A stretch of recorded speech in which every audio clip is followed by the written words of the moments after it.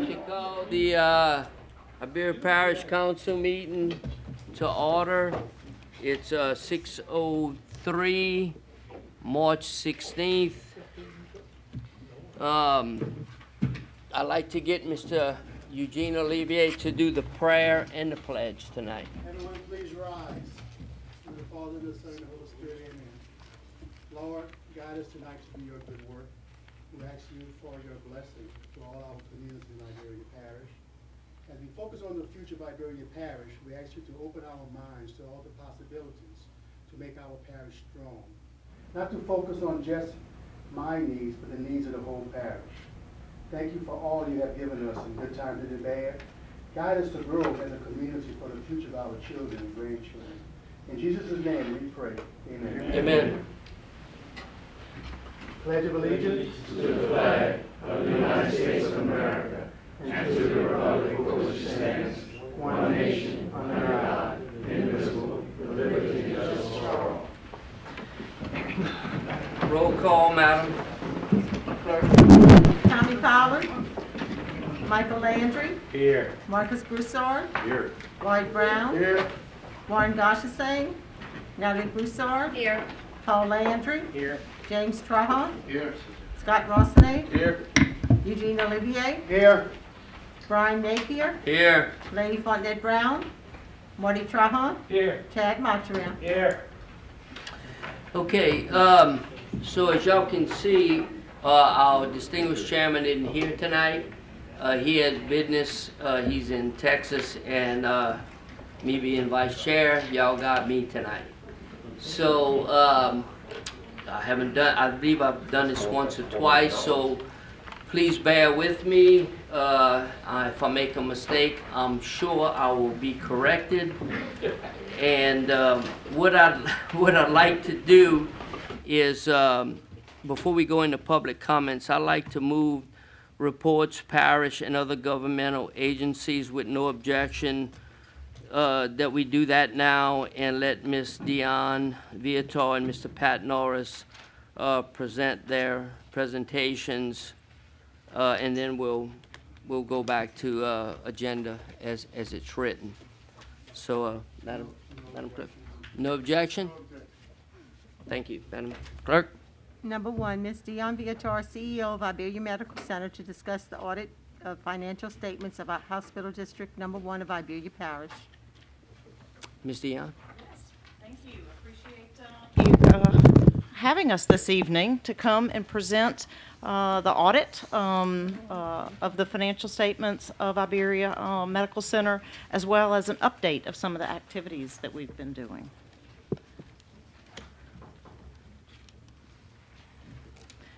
Many of the slides I'm going to show right here are prepared by BKD, our external CPA firm that provides the audit for us. The audit was prepared, and it was a clean opinion that was issued. There were, part of the audit is that they look at all of the accounting policies of the hospital. They compare that to industry practices. They look to make sure that we're following all of the generally accepted accounting principles. They make sure that all of our financial statements, our numbers, and our written disclosures are complete and accurate. They look at all of our accounting estimates. They challenge those and review them for reasonableness. Here on this report, they issued that there were no concerns with the quality or selection of our principles, no difficulties in the audit, no disagreements in the audit, no contentious accounting issues, and the bottom line with this is there was also no audit adjustments as well. BKD let us know, and summarized here in this slide, that we had Medicare advance payments of almost $15 million. So what Medicare did prior to, at the beginning of COVID, they knew that there would be a lot of billing complexities. They didn't have the codes for us to even bill a lot of the COVID cases with.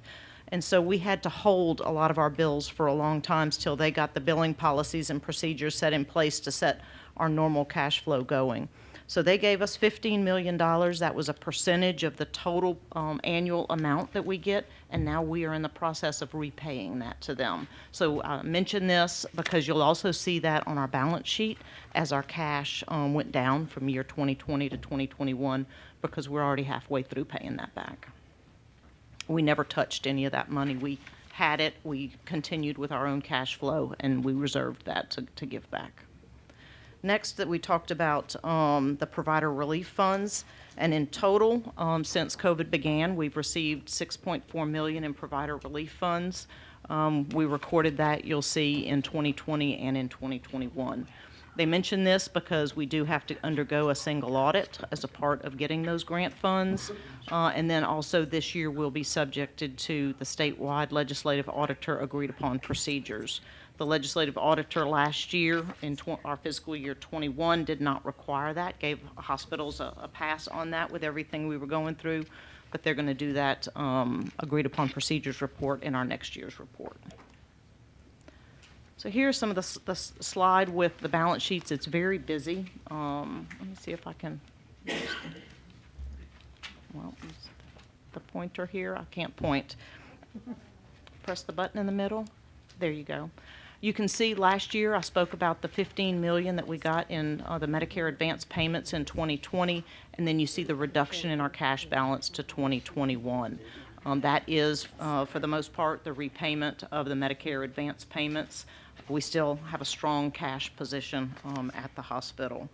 Some other changes on our balance sheet were the CARES Act funding that you'll see here that we received during the year. And then you'll see that the pension liability, we changed in 2020. We had a net pension liability, but the PERS, the parochial retirement system, had a positive return on investment of 12.8%. So now we have a net pension asset of $8 million. Last year we had a net pension liability of 228, and this is all in thousands. So those are some of the significant changes on the balance sheet. Are there any questions? On the income statement, you can see some things here that were changes in operations. You can see, first of all, that our net revenue grew in 2021 over 2020, and a lot of that was net patient service revenue. We were very busy. We were at capacity much of the time. What you can also see on the expense side is that we've had significant growth in the last 2 years in our professional fees and purchase services. That is contract labor, a lot of nursing contract labor to be able to meet the demand of the patients. Our contract labor has gone up. We paid an additional $2.3 million just between 2020 and 2021 in contract labor for our nursing labor cost.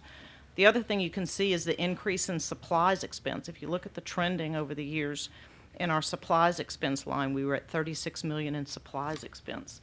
Most of that comes into count with our supplies, that the PPE that we provided, our lab supplies, but mostly our pharmaceutical supplies. Our pharmaceutical supplies went up $3.5 million this year, with about half of that being COVID directly, drugs, remdesivir, and other things that needed to be purchased as a part of taking care of the patients.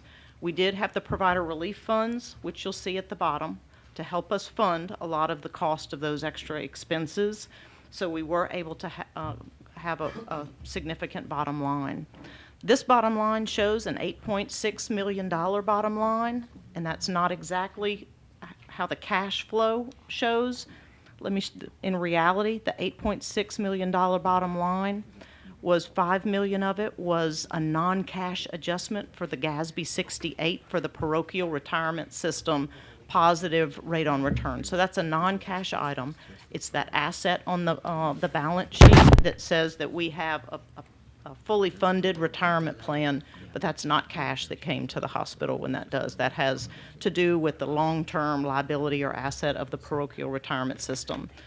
So that was an accounting entry that was not a cash entry. And then we have the provider relief funding that we received. About half of the provider relief funding that we received, we spent on the supply cost and the labor cost. The other half we spent on new ventilators, negative pressure rooms with the construction, and other things. So when we got the cash in for the provider relief funds and spent it on a capital item, that was capitalized, and then we'll amortize that, and it'll be an expense item for us over the next 5 to 10 years. So that was a non-cash item in this year too. So if you normalized our bottom line for the year, we made about $1 million, which was just over our budget and where we anticipated to be. Any questions on that? Any questions for Ms. Dion? No? Some other quick slides is depreciation expense. The auditors showed this. Just to look at where we were with our assets purchased. That's this gray box here. And it compares us to the blue box, which is industry average, and what our depreciation is. So in theory, you're supposed to, as an industry average, be reinvesting in yourself at least what your depreciation expense is each year. And in the last couple of years, we've been investing 1.5 and 1.2 times our depreciation expense, which is right at where we need to be with industry average. We were a little higher in 2020 because of the roof replacement that occurred during that year. That's the end of the audit part of the presentation, and then I have a few slides to give you an update on our current operations, if that's okay. This is a trend that we have that looks very busy, but it's from the beginning, from April of 2020, when we first admitted a COVID patient. The blue part of the line is ICU patients. The red part of the line is patients that were in our medical unit diagnosed with COVID. So you can very clearly see the peaks that we've had, and this goes all the way through yesterday. So we're right here. Today we have 2 patients, COVID patients in-house, one in the ICU, one in the medical unit. So what you're hearing in the news is we're feeling that as well. If you look at this timeline, the year end, this is our fiscal year end. So the financial statements you're seeing that I just presented was for this time period in here. And then we had the emergency room, the new emergency room open here, December 1st, December 2nd. And then we've had this latest peak that we've been dealing with the last few months, but really on the other side of that now as well. We've been working over the past couple of months to implement the highly controversial COVID vaccine mandate. The hospital was, by federal mandate for CMS funding, required to move forward with that. It was not the mandate was not something the hospital wanted to make a policy on by ourselves, but when they put our federal funding for the Medicare and Medicaid programs at risk, it was the responsible thing for us to do. We've gotten through that with the staff very well and moving forward.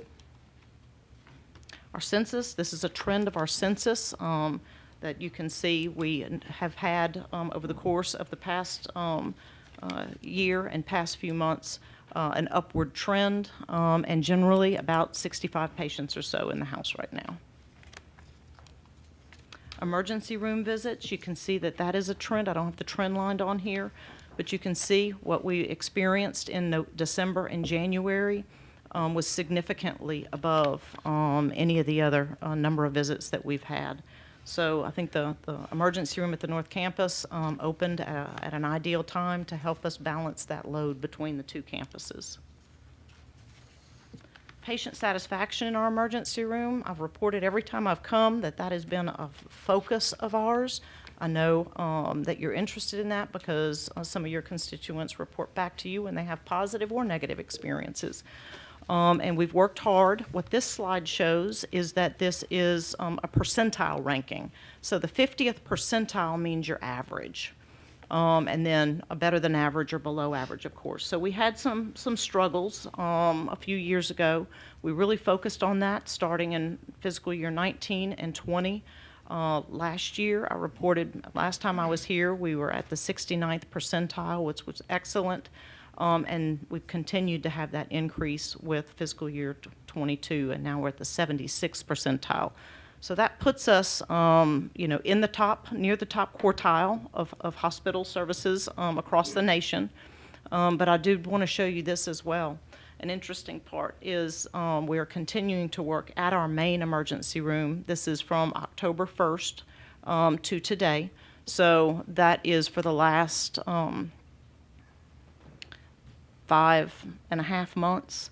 Our main emergency room is the one that has gotten most of the COVID patients, most of the trauma deliveries from Acadian Ambulance. So it is having a little harder time pulling up the patient satisfaction surveys. But the staff at the North Campus is the same staff, the same nurses, the same doctors rotate over there. Since it's been open on since December 2nd, we are in the 99th percentile for our patient satisfaction at that location, overall averaging that 76. So some good things going on.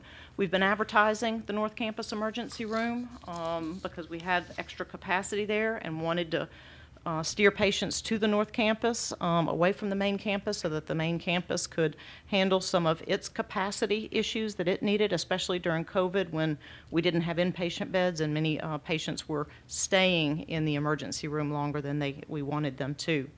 As the census in the emergency room at the main campus is beginning to come down now that COVID is getting back under control, it is our plan to start advertising the main emergency room wait times as well by the end of this month, so that if you're driving by, you want to know where to go. We'll have it on our website as well.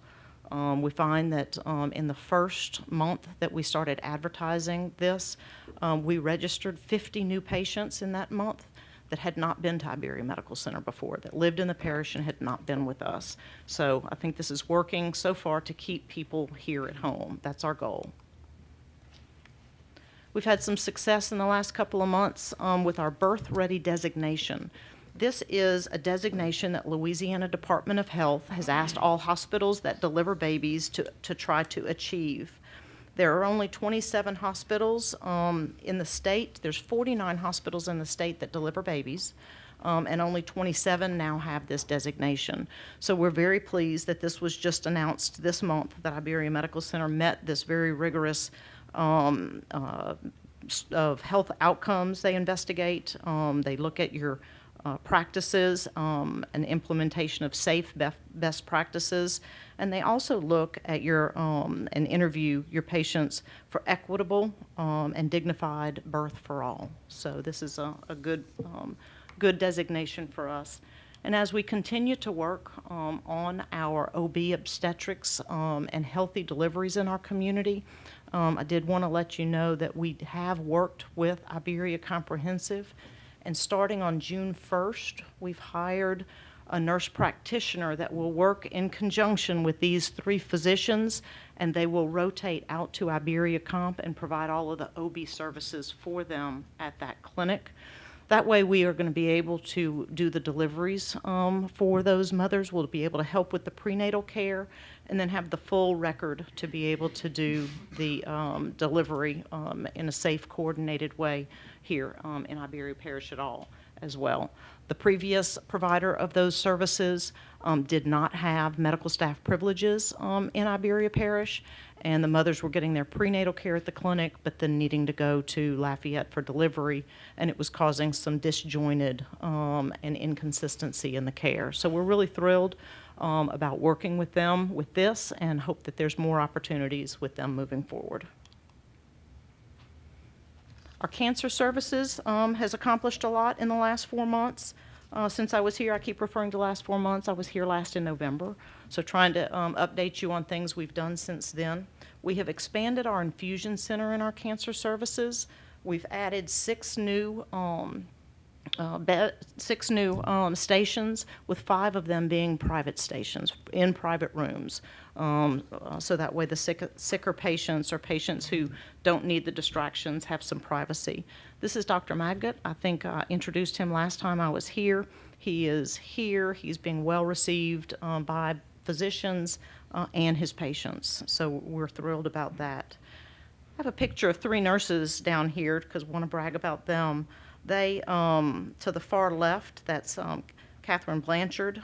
She is now certified in chemotherapy and immunotherapy. She just received that certification last month. In fact, all of our nurses in our cancer service area are certified, so she was the last one to get that. And then we also have Amy Menina and Quintella Wiltz that are now certified oncology nurses, which is the next highest level among that as well. So continuing to educate and receive those certifications. As far as cardiac care, February, we appreciate working with the parish president, Richard. He declared February Heart Month, and we used that opportunity for Dr. Rastogi and others to go out on-site employer events and work with the employees of Iberia Medical Center as well on heart health and obtaining screenings. I wanted to bring this up with neurology services because I hear often that people don't know that we have neurology services at Iberia Medical Center. We have Dr. Oliver Achi. He's a neurologist. He is the only one in the parish, and there is an insatiable demand for his time and ability. He relates very well with his patients and is extremely bright, but there's just one of him. So we have him in the hospital working on call for us to take any patient in the emergency room about 7 to 10 days a month. And then we need to let him just work in his office practice the other days of the month. For him to be able to have a sustainable balance, it's hard for him to be on 24-hour, 365-day call. So I've been working with him, Dr. Greco, our lead in our emergency room, and Dr. John, our lead hospitalist, and we've been working for the last 4 months, meeting every 2 to 3 weeks with a team of Ochsner physicians in New Orleans that have agreed to do neurology telemedicine for us on the days he's not on call with us, accepting patients from the emergency room. They will be on call for us every day, including weekends and holidays, that we have backup for our hospitalists for any neurology or stroke or vascular consult. So that'll add a lot of ability for us to be able to continue to treat patients here at home. For many of the patients, we'd like to keep them here locally, but there could be a 2% chance that, the situation changes and we might need to transfer the patient. So right now we're taking the safest route and we're moving the patient away from our facility.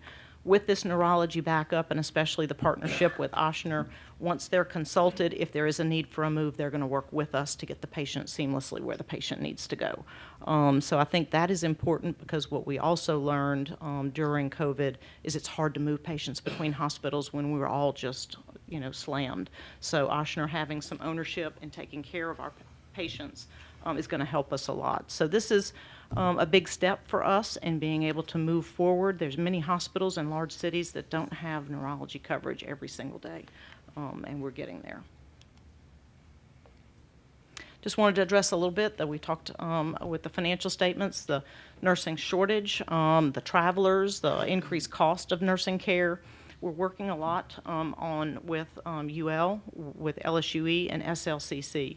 Some of the pictures that you see here is we have senior nursing students that do their senior year clinical rotations in our hospitals.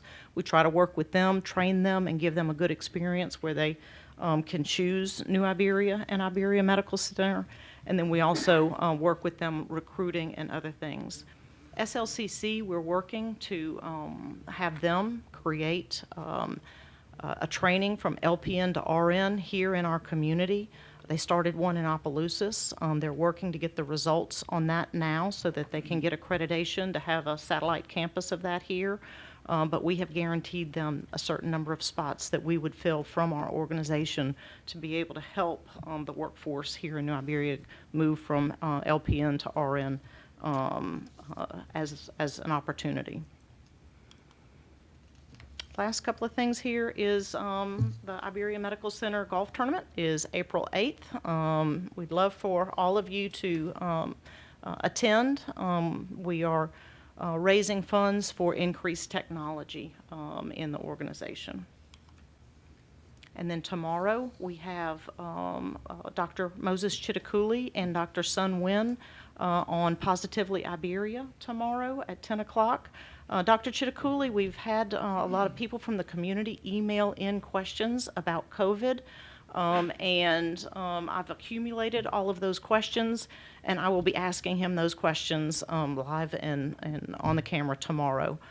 So if you have any questions at all and you want to get them to me tonight, you still have time, because we'll put him on the air tomorrow to answer those questions. And we'll also have Sun Win. March is Colon Cancer Awareness Month, and we're working to support awareness and education on that as well. Ms. Dion, Yes. very impressive, thank you. I got a question or two, and I know Mr. Brown does. So it sounds like North Campus is going according to plan? I mean, you satisfied where we at with that? The first step in the plan is going exactly right. So Yeah. we have bigger visions for the North Campus. As our census in the first month that we opened the new emergency room, our goal was to have an incremental 25 patients a day, and in the very first month, we had an average of 24 and a half patients a day. So that was showed the pent-up demand there, and we're still continuing it at that levels. We've had days as high as 70 patients. Wow. So if you said it, I apologize if I'm having you to repeat it, but just for the people and the people at home, if you go to emergency room North Campus, and you have to be admitted, If you What go happens? if you go to the North Campus emergency room and you have to be admitted, you will be stabilized and treated and then transferred to the main campus right now. that's what I wanted stated, because there's no beds and Not room- today, No, not no. today. We will grow into that. Yeah. But today, we have a emergency room physician there. We have an emergency room experienced emergency room nurses. We have respiratory therapy there 24 hours a day, lab, radiology there 24 hours a day. We have the infrastructure of a hospital. What North Campus doesn't do right now is inpatient admissions, and also it doesn't have a cath lab. So for a heart attack, that's not where you want to go. We stabilize there and transfer to Transfer you to yeah, to Lafayette. no, we transfer to, for a heart attack, we transfer to the main campus the for main that as campus. well. Okay. And that's worked out fine so far, So because far, the call teams yeah. all have to come in. Yeah. But that is why we do not have Acadian ambulance deliveries at the North Campus right now. We've worked very closely with them to have all ambulance deliveries going to the main campus. Okay, one last thing. I know you talked about contract labor and nurse shortage. Is that why you're doing contract labor, or is it financially better to do that, or you just having a hard time hiring? So a little bit of everything you said. It's not financially better. The traveling nurses are very More expensive. I thought so. And we always want to have the stability of our local same nurses every day that know our policies and processes, and just, have ownership in our community. But we have had to do work with traveling nurses because of our increase in our census. And the severity of the illness of the patients, to make sure that the patient-to-nurse ratio was at the correct level. And then also, some of our nurses have left to go travel. The rates were very attractive. Okay. Thank you, I appreciate it. Mr. Brown, you have a question for Ms. Beata? I don't have a question. Comment? I would just want to compliment you all, you, your board, your staff, for the way that y'all brought both hospitals up to what I'm looking at. And one thing that really stood out is the job that y'all did with that Dotrieve Hospital, the North Hospital, because it was questionable to me in my mind that if it would ever open. So y'all did a tremendous job with that. And also with the relationship that y'all established with Iberia Comprehensive. That's real good. I didn't think that would happen. And doing that, that's real good. Thank you. Thank you, Mr. Brown. Thank you. Mr. Mike Landry? Yes, a question. How good are we at retaining? I know you always have people in and out. But retaining our doctors and nurses, how good are we doing at this point? You know, I think that's kind of a broad question. I think we're doing extremely well. We have a lot of our physicians that are local, grown up here and in the area, and very committed to our organization. And during COVID, we worked more closely and more streamlined, really, than ever before. We are going to have some physicians leave. In fact, we have in the medical oncology area Dr. Constantino, who will be leaving. That is, you know, something. He's moving to California. He's moving out of state. There are some things just with any organization you're going to have that. But based on my past experience in healthcare to here, I think this is an above average situation. That's good, and I think that's one of the things I worry about, people leaving, going to different areas for money, and I know that's the most thing. But So this is one of the reasons we needed to support Dr. Achi in neurology with a telemedicine program around him that he directed. So he is in control of the clinical program, but he can't be there every day. And so if we don't do things like that, we're going to burn him out, and he'll feel the need to go to a city that can support him in a larger group. So we're trying to be creative about that. okay, thank you. That's Finish, Mr. Landry. Thank you. Mr. Richard? Deanna, I just want to congratulate you and your staff and the board on the collaboration that you do. It's just amazing when you think about the work that you have done with the Veterans Administration, coming up with a home for the Veterans Administration, what you're doing right now with Iberia Comprehensive, and so many other things, and the communications that you have with the Parish Council and the communications that you have with me and my staff. I really appreciate it because it makes it, look, I was talking to you today. It makes it so easy when you have to communicate with someone and you just pick up the phone and call them or text them. And you can expect to receive something back from them very, very, very soon, if not instantly. I think that's an exceptional talent that you have and that your board and your staff have. And it's something that's definitely benefiting Iberia Parish, in my opinion, to absolutely no end. And you know, I'm a big fan of Iberia Medical Center and you. So, but I do have a question in reference to the infusions. Did you say that you have 5 private rooms? We do now. As a part of the infusion center expansion, we added 6 rooms, but 5 of those 6 are now private rooms for individuals to receive their chemotherapy or immunotherapy in a more private setting. Mm-hmm. Yeah, that's a big deal for people that might not know what it is. That's for any type of infusion, whether it's going to be Remicade or anything. Correct. Yeah, that's a big deal. And the other rooms that you have, I seen the picture where you had probably 5 different sitting areas, different chairs, or whatever the case. That's great, right there by the window, so you get some sunshine in there. probably television in there as well. Yeah, absolutely. Yeah, that is very, very good. Look, I've been very involved with hospitals over the last several years, and in particular with infusions. So this is a big deal, and I know your patients truly enjoy that. I'm done. I can go on for a while talking about Iberia Medical, but I'm done. Well, we appreciate your support, Larry, and this Thank you. entire council. I think. Thank you, Mr. Richard. Thank you. Any other council member, Mr. Eugene? Just one final, just a comment. I want to echo what Lord Larry just finished saying. You've always been an easy person to get in touch to. I call you quite often for things that I'm concerned about, and you've always been there. You always answer the phone and return my call. So thank you very much, and thank you for doing the great work with you and the hospital board is doing for Iberia Parish. Thank you. We're here for you. Thank you, Mr. Olivier. Anybody else? Any other council member? No? Ms. Dion, thank you so much for spending the time with us tonight. We appreciate it, and I'm sure we'll see you soon. Thank you for Thank you. having us. Good evening.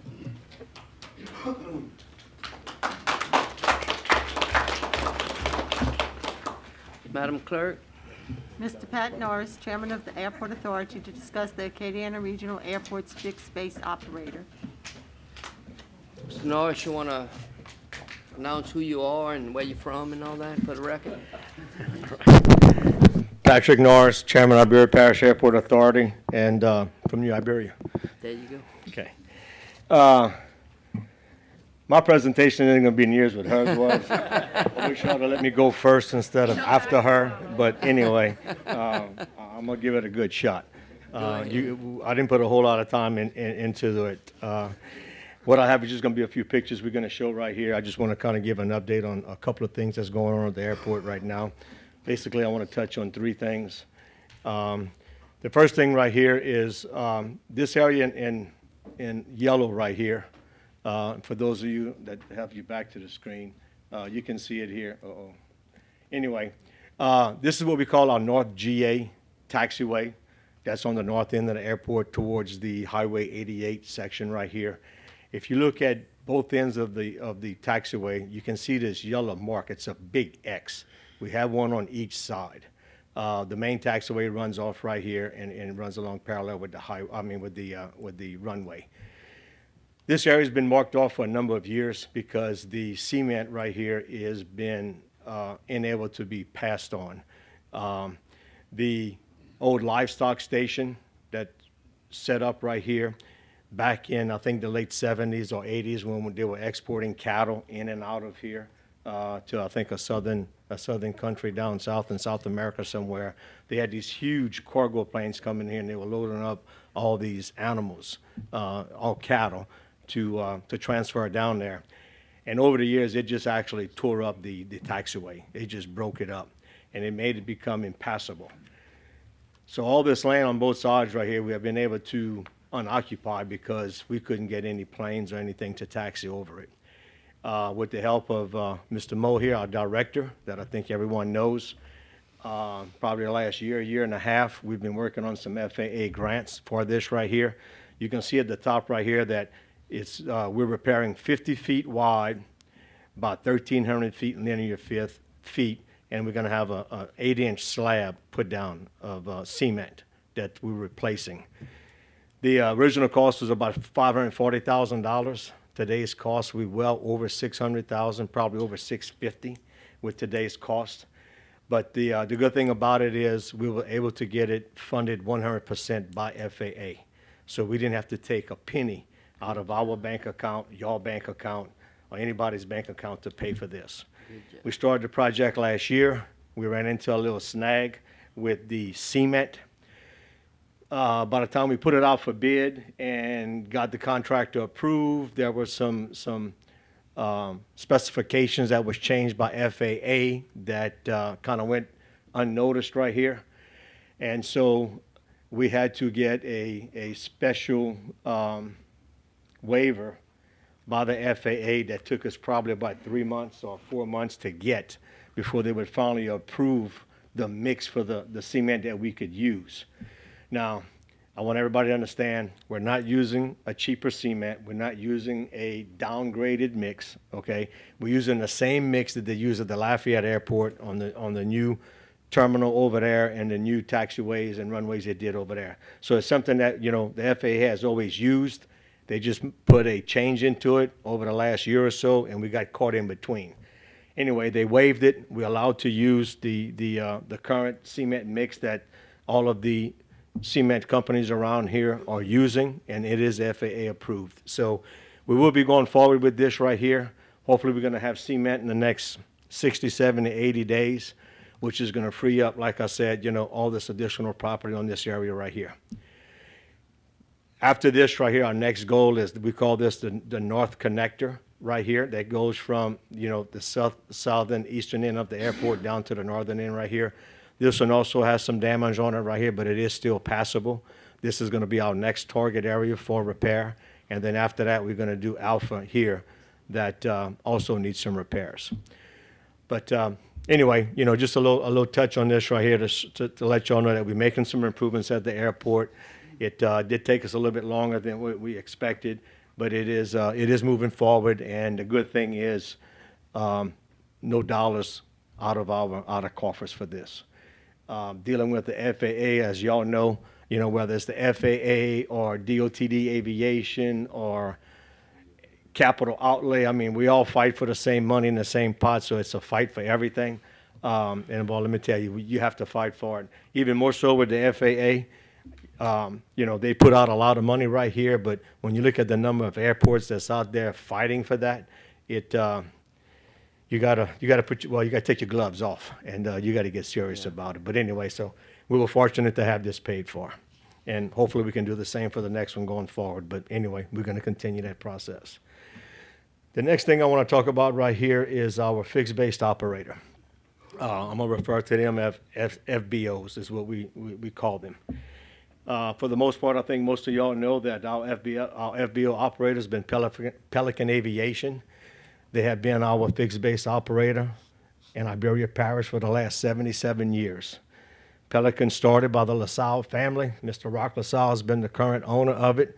It was started by his father and his grandfather, actually in March of 1945. So 77 years this month right here, it's been Pelican Aviation.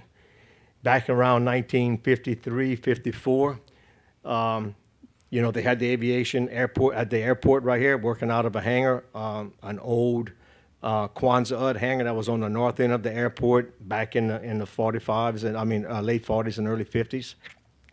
Now, around 1953, if some of you remember, they used to land the seaplanes in Bayou Teche, right on the southeastern side of Lewis Street. And they had a hangar down behind Mr. LaSalle's house that they would actually cable up the float planes into the hangar, do all the repair work, maintenance, whatever they had to do, push them back into the bayou, and they would take off and land in Bayou Teche. Late 70s, early 80s, they moved everything to the airport. They built the Seaway on the western side of the airport right here, and ceased business at this location here in Bayou Teche and moved everything at the airport. Moving forward a little bit right here,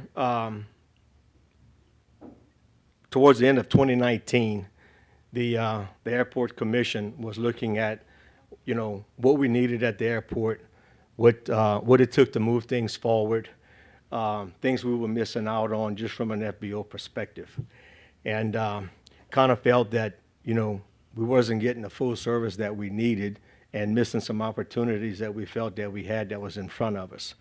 So the commission decided we hired a consultant, aviation airport consultant, to make a study of the airport, of the services that were currently provided, the size of the airport we had, the runway we had to offer, the raw land that we had, everything, all the amenities we had to offer that was at ARA. And he compared them to other comp airports throughout the whole United States, came back and gave us a report and said, these are the things you have, these are the things you should have, and this is what you're missing out on. So with that information, we decided to put out an RFP at the end of 2019 for proposals for either a new FBO operator or an additional FBO operator. This went on, through 2020, ended up going into 2021. COVID hit, aviation market went south, as we all know, like everything else right here. But it was a slow, long process. We had three inquiries, three submissions for the RFP. Pelican was one of them. Again, he resubmitted an application to remain the FBO operator. We had another firm out of Florida, Skyport Aviation, and we had another third party that ended up pulling his name out of the hat because he, probably really didn't read the RFP close enough and realized that he couldn't make the commitments that we were asking. So during the RFP process, we took the opportunity to update our airport minimum standards of what the standards of the airport of our size needed to be today and what we wanted of a new FBO going forward. And we raised the bar pretty high, high enough to where we kind of thought maybe we wasn't going to get anybody to be interested right here, but it gave us a bargaining power of you can always come down, but you can't always raise the price. So, but honestly, in the end, we really didn't drop our bar. And I'll tell you, as I go forward, we got what we really were after, and we got that commitment. And anyway, so, we started the process. We started our interviews. We interviewed with Pelican. We interviewed with Skyport. Like I said, the third party pulled his name out of the hat. The lead guy out the two between Pelican and Skyport was leaning towards Skyport. They have multiple operations in Florida. They were willing to make the commitment that we wanted in the new lease agreement. And we were looking for a fixed base operator that was going to come in here, update the system, update the quality of the FBO, help us grow the airport, and to do that, we were asking for, and we held our feet to the fire on asking for a $2 million investment into the airport. And that was part of our requirements. Skyport was willing to make that commitment. They were favored over Pelican. Pelican wasn't willing to make the commitment at this point in his life. Understand, in Rock's defense, they've been there for 77 years. He's like 74 years old, and at this point in his life, it wasn't feasible for him to do that. But anyway, our position was bust for the airport. We didn't play politics. We didn't play favors. All the commission was worried about is who's going to come in here, help us grow the airport, put an investment into it, a private investment into it, and hopefully help us take it to the next level. After we got into more discussions with Skyport, really started to realize they might not be as good a fit as we thought. Started off good, but then as we started getting into things right here, we started seeing the pushback on they wanted us to change our minimum standards. They wanted to change this. They wanted to change the lease. They wanted to change things that was all favorable to them and not to us. And when it got to the point that some of the things they were asking for, not only could we not do, but was not favorable to our GA tenants at the airport, and it all benefited them.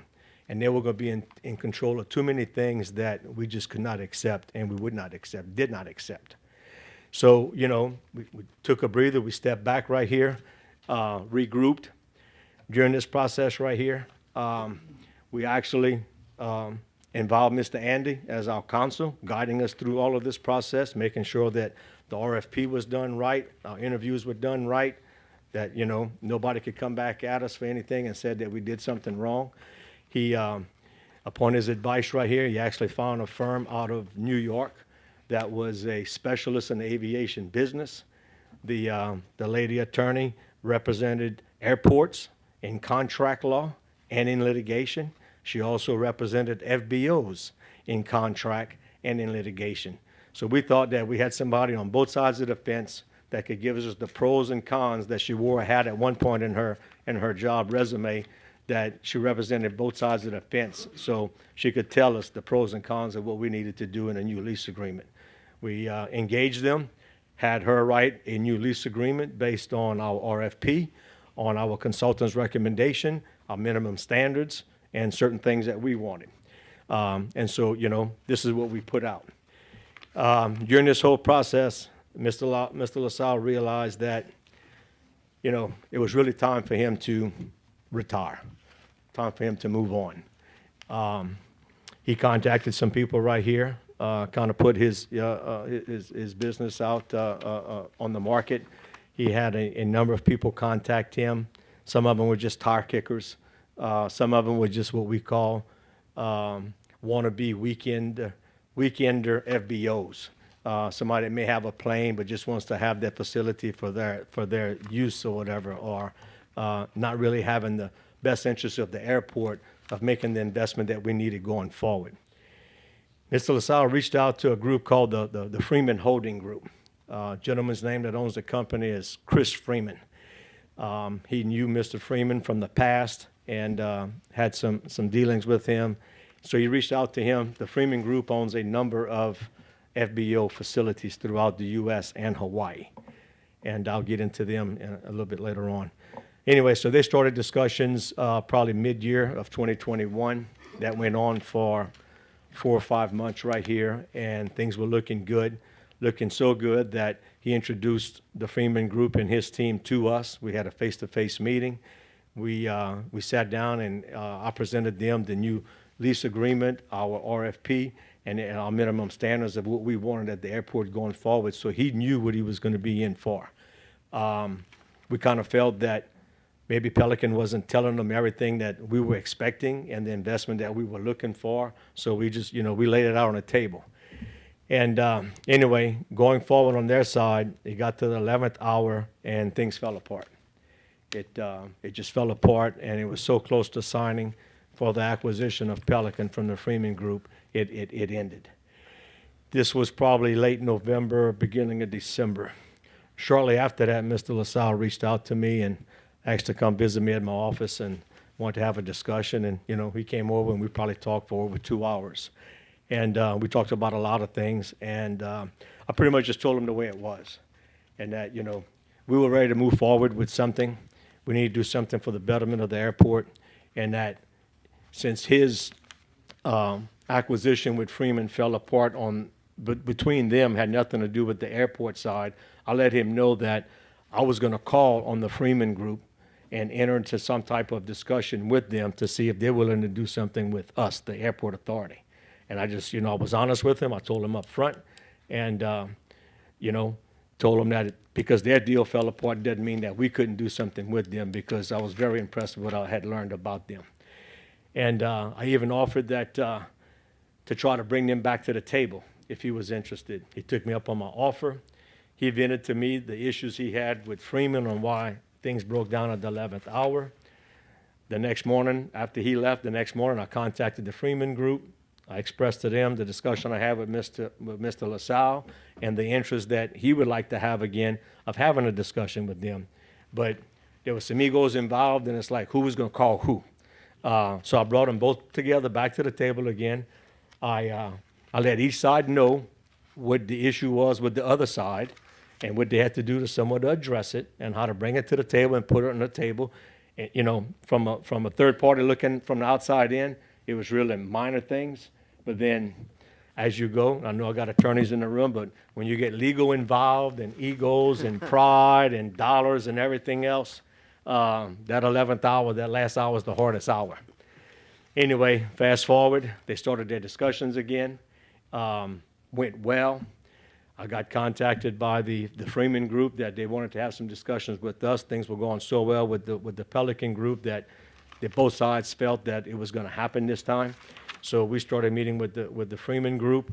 We gave them, you know, make sure they had our latest copy of our new lease agreement, everything we wanted right here. They, you know, we have in here, signed and recorded. One of the biggest requirement is a $2 million investment by them that they have to make within 5 years of being at the airport. That's going to be from renovation, the current FBO, gutting it, renovating it, whatever they want to do, putting in new equipment, building anything, additional fuel farm on the north end, self-serve fuel, mechanic service, whatever it takes right here. We just wanted that private investment in the FBO into the airport, and they agreed to it, and we have that.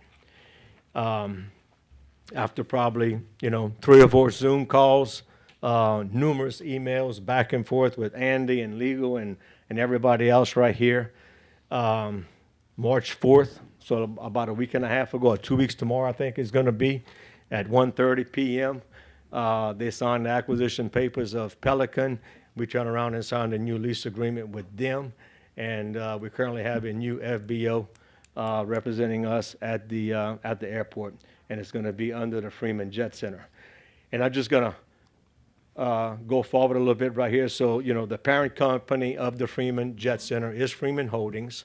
They've been in the aviation business for a number of years. Sorry, I can't tell you exactly when they started, but their first FBO they bought back in the day was one that was going under, and Mr.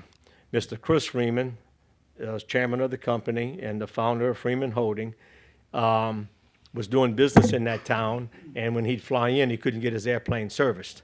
So it made him actually buy the FBO, open it back up, and started servicing aircraft going into that particular airport. And then from there, he just started buying more and more and more. Last year, they bought 3 in California. They closed on 1 in New York. They're building 1 in Hawaii right now, which is very expensive. Just in the fuel farm, for the amount of gallons that they're going to hold in service in Hawaii, that fuel farm here, if we'd be here in New Iberia, is about $1.5 million investment. It's costing them over $5 million to bring that setup to Hawaii. So they're serious. I think they're a well-oiled machine. If they're not, they really pulled the wool over my eyes. But I think we all were pretty good judge of character right here. They've got their act together. They've got a top-notch management team. We've met them all. We've worked with them all. And he's had a lot of dealings with their attorney going through this process right here. And even though we had, I'm not going to say issues right here, you know, things to address within the new lease agreement, it was very easy to work out with them. And they were a give and take company right here, you know. They'd express what issues they had with our agreement. We'd tell them why we had this in here. They'd give us their concerns, and we was able to meet in the middle. And it was probably one of the easiest contracts that I've ever worked on in my in my private company ever over all the years. I've had a lot more battling to do than we did with these guys. This gentleman right here, Scott Freeman, he's actually the CEO of the company. He really runs the day-to-day operations for the Freeman Group, and he and I have had a lot of phone conversations and a lot of emails and everything right here. But you know, we think they're all some good guys. This gentleman right here is Mr. Carl Ernst. He's out of North Shore, New Orleans, retired military. He is in charge of all of the FBO division managers throughout all of the U.S. and all of their FBOs. They've got 20 plus FBOs under their belt right now. Half of them go under the name of Freeman Jet Center, FGC you're going to see. And then the other one is Million Air, which is if anybody knows anything about aviation, they're compatible to a Signature Aviation. And anyway, it's a top-notch operation, very high-end FBO. They all in the big towns. I mean, they service the mega jets and so on and so forth right here. I wish we would be under the Millionaire, but our airport's not that big yet. Hopefully one day we can. But anyway, so they run under two names under Freeman Holdings. This gentleman right here, David Turner, is out of Stennis, Mississippi. He is the one that's going to be overseeing the general manager here. The general manager, they did keep all the employees that was working for Pelican. Gigi Segura was the general manager here before. She stayed on as general manager, and they're giving them all an opportunity to stay on and prove themselves. And as long as they do what they want them to do, they've got a job. But David right here handles this district, this zone for the Freeman Group right here. So he handles Mississippi. He's going to handle New Iberia. He handles Alexandria, and he handles the two operations in Lake Charles. They've got experience in the military contracts, so switching over from the military Department of Defense contract to the Freeman Group was not an issue. They're well known within the military and the Department of Defense, so it was just a matter of doing paperwork and going through that process right here. So everything's been switched over. They've already had their meeting with FedEx that does the fueling and the defueling of the FedEx planes for AVEX right next door. They've got their blessings. They've been approved. They're an approved vendor right here. So, yeah, I mean, everything fell in place, and everything is operations as normal. You wouldn't even know that there was a name change. So we signed March 4th, Friday afternoon at midnight. Everything transferred over. We had an agreement that we rescinded the current lease with Pelican at midnight. Freeman's ownership took over at midnight, and when it opened up Saturday morning, it was Freeman Jet Center. This is their general counsel for Reese Hayes for the Freeman Holding Group. We had a lot of discussions and business dealings with him. More so, Andy, you know, we just let the two lawyers work out the legal aspect of it, and we stayed out the middle of it. So I didn't want to be the middleman on that. But anyway, so too much. Pictures aren't the best right here, but you know, this picture right here is one of the pictures, and the next couple of frames is going to be the current lobby area in Pelican. You know, not bad seating right here, but you can tell it is dated. This is kind of the general area, and you walk in from the apron right here. This is what you walk into the current Pelican facility. while they were here, the 2 days that the Freeman team were here, he had already brought in his 2 architects, aviation architects, that designs and renovates all of his FBOs. And they were taking measurements, taking drawings, drawing sketches, doing everything they have to do. They already got plans where they plan on most probably going to gut the whole interior and just rebuild everything up to what they feel is a today's standard of FBO operations, and even more so what they say is their level of recognition in the FBO field. And this is just a couple of pictures of their other local FBOs, completely updated. Just refreshed area, sitting area. They serve and have dining in for the pilots, catering mostly to the military pilots that fly in to do their time. Coffee area, conference room, the vending machine area. I don't think we're going to have this right here, but it is in one of their other ones right here. This is a media movie room for the pilots that come in. This is in the Millionaire FBO facilities right here. But hey, I never say never. We might have it one day. But anyway, I'm sorry? Yeah, you can go watch the council meetings, absolutely. We just need to do them live so we can have popcorn that night or something here. But anyway, so... we've had, you hear a lot of things on the street, some positive, some negative. It's been a long process. I know over the years, different commission members and boards at the time have had differences with Pelican and the LaSalle, Mr. LaSalle and everything right here. We were pushing for just something that we felt was needed at the airport. Here again, like I said, 74 years old. Mr. Rock and his family's been there 77 years. I think they've more than dedicated their time to the aviation business in Iberia. They've been here through thick and thin, through the good times and the bad times. Back in the day, a lot of their business was the float plane, seaplane business right here because of all the oil rigs and the flying that was going on right here. And that was a major business for them. And as that went down and went away, they've had to make their changes. But anyway, unfortunately, I do have to say, the Monday after the signing, so, he officially retired the Friday, or sat Friday at midnight. Monday, he goes back in to pick up a handful of the last personal belongings he had there, and he had a box of tools or some items or whatever, and was walking out the door.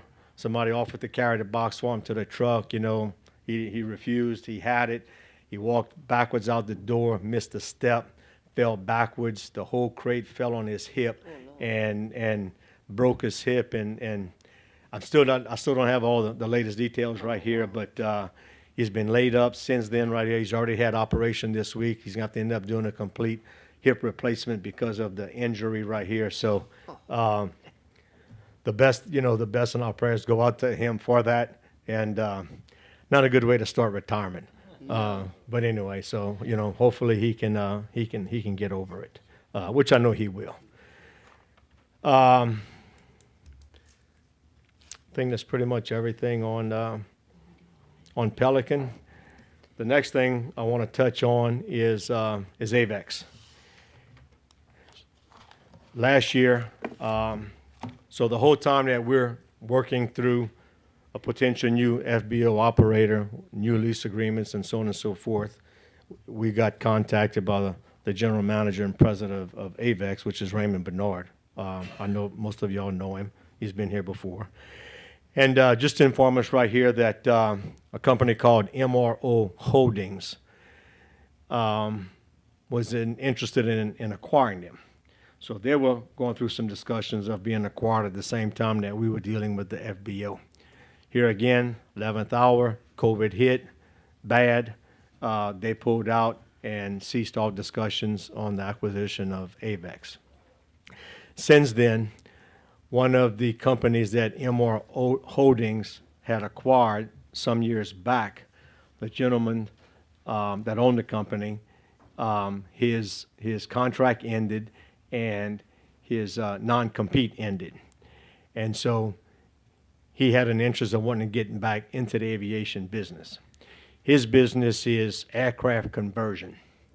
So fast forward right here, the same week that Pelican got acquired, AVEX also got acquired. They got acquired by, the parent company is going to be called, T&J Aviation. But AVEX is going to retain their name. They're still going to stay under the AVEX brand. It was just a holding company that he made up to acquire AVEX. The two gentlemen is Jerry Hernandez and Tom Sherman. They're brother-in-laws out of Florida. Whenever Jerry's the hands-on guy, he's the aviation guy. Tom is the private investor. But his business is aircraft conversion. And when he decided that he still had the aviation in his blood and wanted to get back into the business right here, he started looking at airports and hangars from Texas all the way to Florida for the right fit. And had heard, of the possibility of the deal between MRO Holdings and AVEX, and it fell apart. So he called on Raymond and came here and met and looked over the facility and everything right here. And he told us he fell in love with the size hangars that we have here at the airport for AVEX. And that's exactly what he was looking for. Started negotiations with AVEX to acquire them. Ended up happening the same week that we did the FBO deal right here. So currently we have a new owner of AVEX. I plan to bring him forward one day to meet y'all. His thing, like I said, is aircraft conversion. The big thing is taking passenger aircrafts and converting them to cargo aircrafts. We're talking about 757s, 767s, the big birds. They bring in the aircraft, they put it in a hangar, they close the door, and they basically gut and strip the aircraft. They pull out all the seats, they pull out all the interior linings, they pull out the flooring, they lay new flooring down. The new flooring is going to have all type of a rail system in here. They cut a big hole in the side of the plane to where you can come in here in a forklift Skytrack and come in here and put pallets in here on a buggy. They roll it down into the plane and they strap everything down. It's a big business. It's been a big business. That's the reason MRO Holdings acquired his first company, Flight Star, was for that, and he wants to get back into it. He has no intention of stopping the paint business at AVEX with FedEx. He thinks it's going to be a good fit. Somebody can bring the plane in, they convert it, they strip it, Hopefully they need a paint job, they can get it done all at the same time. Mo and I have had a number of meetings with him right here. Sounds to be he's got a very good plan. Yesterday we had a 3-hour meeting with Sean Welcome with LED with them on their needs going forward. He says by the end of the year his goal is to start his first conversion of the aircraft. And then going forward, he's got a 2.5 to 3 year plan of needing more hangar space. He feels comfortably he's going to double the employee base there from 125 to about 300, hopefully exceed 300 employees. And he's going to be looking for some more larger hangars. And just to kind of give you an idea right here, this is the smallest hangar we have at the airport right here. This is the hangar number 88 that we refer to right here.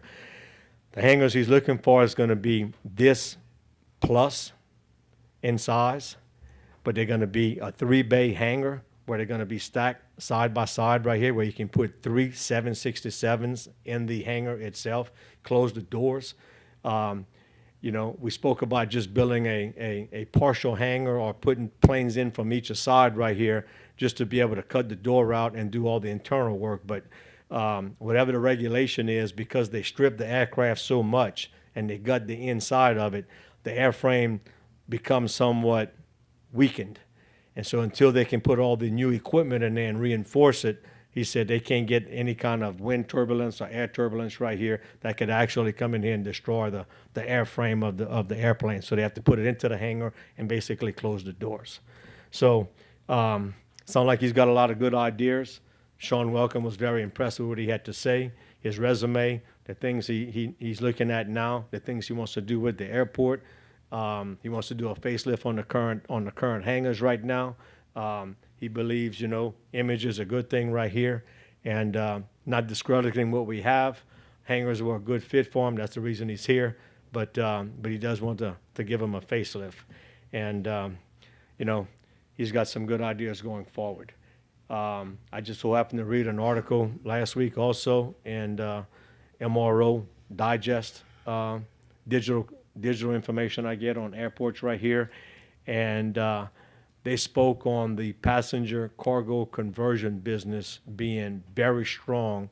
They expect it to go through 2040, because everything right now is air freight. All of the guys, whether it's FedEx, UPS, even the passenger airline companies right here that fly cargo for themselves, they can't put enough in the belly of the airplanes right here. So they're converting some of their older planes into cargo planes, and they want to fly cargo service. So apparently the market's there. He's made the investment in acquiring AVEX. He's got a commitment going forward and teaming up with us and making more commitment. Private, public sector investments right here, and I think it's the first shot we need in the arm to kind of move this airport forward. So, any questions? Pat, I can't imagine that anybody would have any questions. That was a very thorough deal. But I'm going to give them an So opportunity. my speech was good, but my pictures were terrible. That's what you're telling me. No, look, Okay. I'm messing with you, but look, thank you. Look, you don't get paid for nothing that you do, and your board. Y'all done a phenomenal job, in my opinion, out there with Mo as the director. Look, we got what we got out there because of guys like you that stand up and look out for Iberia Parish. But does anybody have any questions, Mr. Trahan? On the old cattle runway, are y'all planning on opening that property to do what, or? Oh yeah. So the reason for that is the first thing was to make it passable, accessible right here. So when we do that, that gives us opportunity to build any additional hangar space or any other tenant that wants to come in that needs raw land if they want to build their own facility, whether it's a commercial facility, commercial site, or large hangars. So yeah, that is part of our plans. Okay, on this hangar, are they gonna need any future hangars, this company? AVEX? Yeah, AVAC? Oh, absolutely. Yeah. Yeah, the hangar they're looking at right now is 3 of them in line. They call it a 3-bay hangar. So it's going to be like 3 of them, and this is actually a little smaller than what they really need. All right, this is just a picture I had on file. But imagine 3 of these hangars side by side is going to be approximately 550 foot wide, with 3 bays in there that you can drive in a 767-400. And the wingtip to wingtip of a 767 is about 170 foot wide. So you can imagine the door opening and of course the tail height to put them in there. They gonna build their own hangars, or us as the airport authority? I'm gonna build it. It's gonna be, Marta's gonna be a little bit of everything, I know at some point right here, the airport's gonna have to kick in something. He's gonna have to kick in something, and then we already had our first meeting with LED in the state. So we're putting a business plan together, his needs, his requirements, the cost.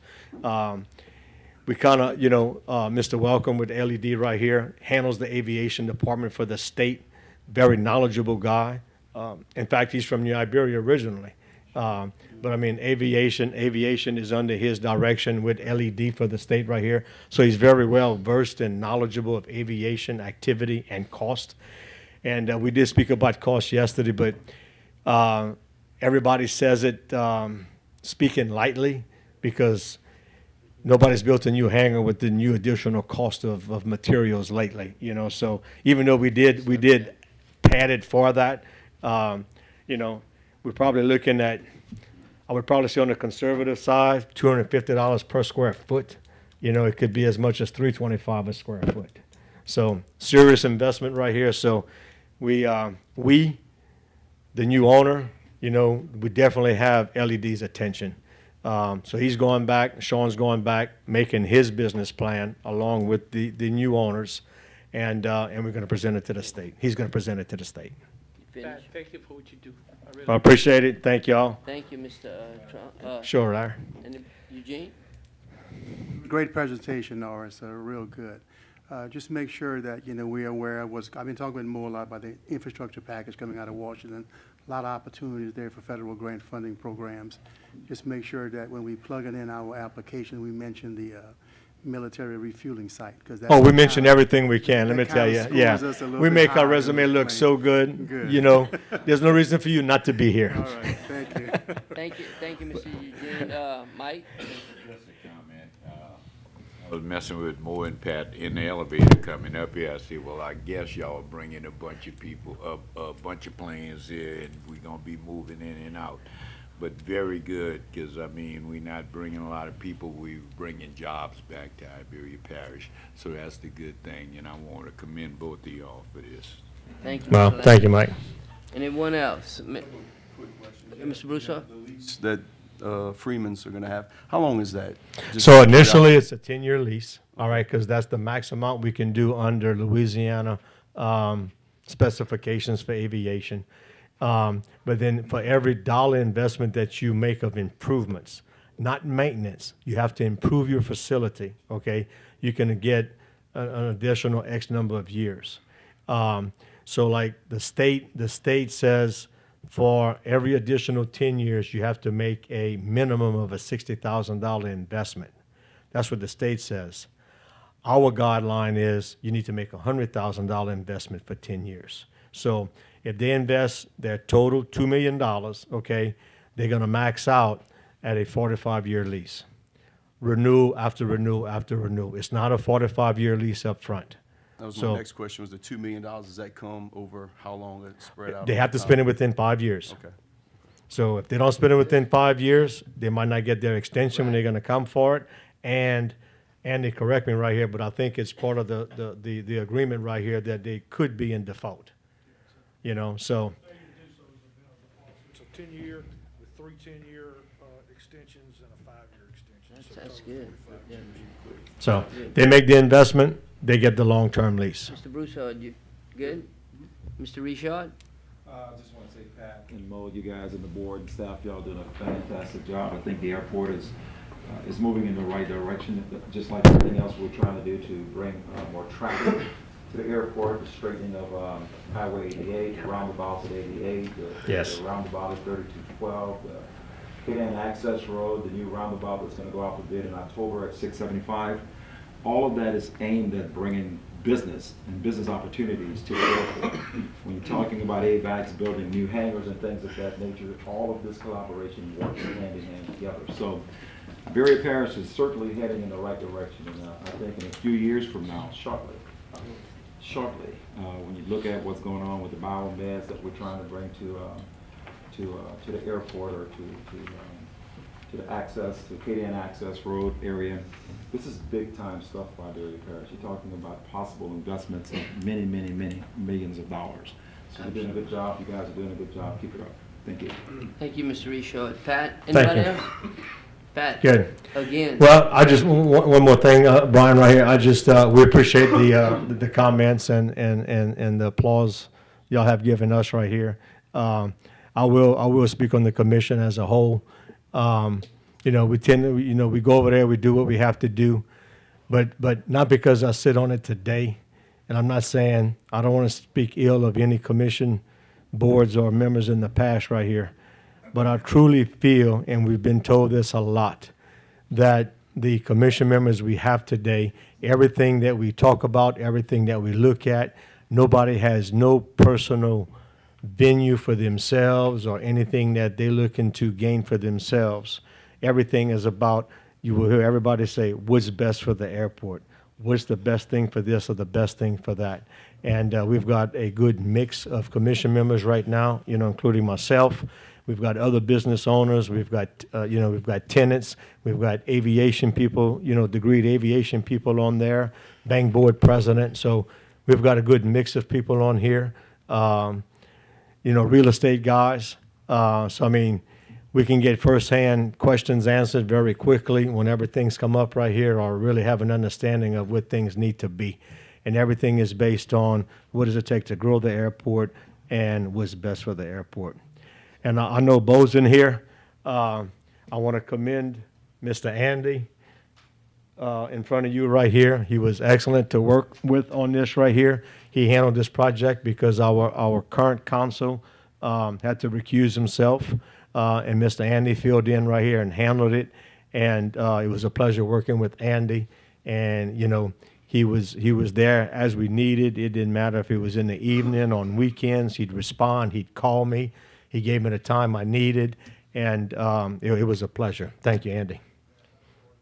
Okay, good. So, Pat, we're gonna send you a bill for lending Andy out to you. It's not a question about sending a bill, Brian. It's about getting paid. Yeah, Thank I y'all. figured that was coming.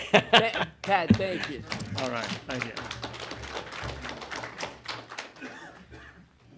Okay, I don't even know where I'm at. Okay, Madam Clerk, help me out. Number 3, the monthly building report for the month of February 2022 was in the packets. In the packets, okay. So we're gonna move back to public comments. I move that we open public comments. I have a motion by Mr. Olivier, a second by Ms. Broussard. All in favor? Aye. Any opposed? Okay, that motion carries. Madam Clerk, number 1. Comments from the general public on non-agenda items. Okay, so from what I understand, I have one. And from what I also understand is non-agenda items are supposed to be turned in Wednesday, so that it'll be on the agenda. I know a lot of times we don't do that, so I'm gonna let this lady, no wait, which one? Wrong one. I'm sorry. This one, right? Miss Renee Stansberry. So normally on a non-agenda item, you gotta call here, get put on the agenda, am I correct? It's only for agenda items that you fill out and you can speak that night. So I don't wanna be the one to say that you can't, cause I'm just temporary myself right here. So I'm gonna give you 3 minutes. If it's not enough, maybe you could set it up and come back another time. I know you got a big packet right here, Renee, but your name and your address and all that for the record. Yeah, so thank you. I appreciated that. I wasn't aware of that, and I'll keep it really brief. Renee Stansberry, I'm the regional manager with the Louisiana Campaign for Tobacco-Free Living. So thank you, President Richard and the council for having me, allowing me to speak tonight. I really appreciate it. I know I've been before you on various topics throughout the year, but tonight I'm here to speak to you about an important issue about healthier air for all. And Healthy Air for All gives all workers, a safe, smoke-free environment to work in. All workers have the right to breathe clean air. A person shouldn't have to trade their health for a paycheck. And according to the Surgeon General's report, The Health Consequences of Involuntary Tobacco Smoke, people who work in bars and gaming facilities are exposed to 300 to 600% more secondhand smoke than any other type of employee. I think we all know what involuntary means, not by choice. It's not their choice to breathe in someone else's secondhand smoke. In fact, if someone's in a place and breathes secondhand smoke for 30 minutes, they can suffer the same health effects as smoking a cigarette themselves. This is an issue of public health, and our city leaders are elected to protect our health and welfare of all whom they serve. We're just asking smokers to step outside. Most smokers don't even smoke in their own home, so why at someone else's workplace? We're all afforded the right to breathe clean air in here in these chambers, but not everyone is afforded that opportunity at their workplace. The map in your packets before you show 30 communities across the state that have adopted 100% smoke-free ordinance. And I'm happy to announce that last night, the New Iberia City Council joined this group and became the 31st city in the state to go smoke-free. In Acadiana region, New Iberia joined Lafayette and Abbeville in protecting their residents. This is a great win for public health. These ordinances in Louisiana have now protected over 30% of the population's health from the dangers of secondhand smoke. In your packets, I also included a copy of the New Iberia City Ordinance that was passed yesterday. I encourage this council to follow the city and protect the health of all parish members. In fact, last night, we repeatedly heard from bar owners say that this needs to be parish-wide and not just city-wide. I've already met with a few of you, and I'm happy to meet with each of you to provide additional information to you about this topic. Let's not stop until all Iberia Parish residents are protected from the dangers of secondhand smoke. Thank you again for allowing me to speak tonight. Have a great evening. You're right on time. Thank you, Ms. Anybody had any questions for her? No. Before she, no? Everybody's good? Okay. Thank you. Okay, so, Madam Clerk, number 2. Comments from the general public on agenda items. A, persons being considered for appointment to parish boards and commissions to address the council. Anyone here that's up for a parish board or commission that wants to address the council? No one? Okay.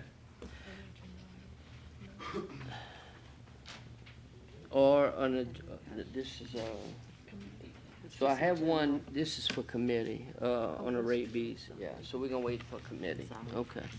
Chairman, I move to close public comment. Okay. I have a motion by Mr. Olivier, a second by Ms. Broussard. All in favor? Aye. Any opposed? Motion carries. Okay, so we go to Public Works reports. Madam Clerk? I skipped one? Reports, finance, and administrative actions? There's none. None. Public Works report, number 1, Madam Clerk. Public Works Department report for closed work orders dated February 9th through the 22nd, 2022 was emailed to the council members. Special business, none. Council member announcements. Mr. Michael Landry.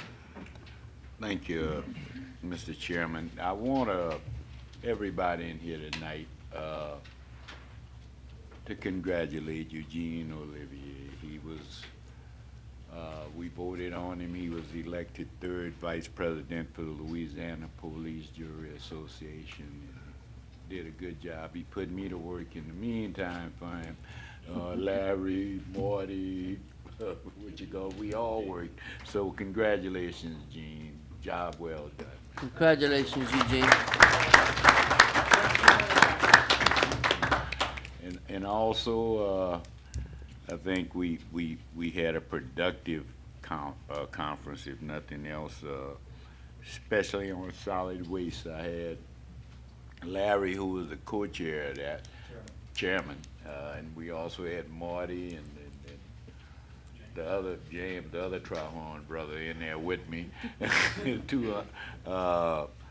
We having problems with tires. That's if I need to tell anybody.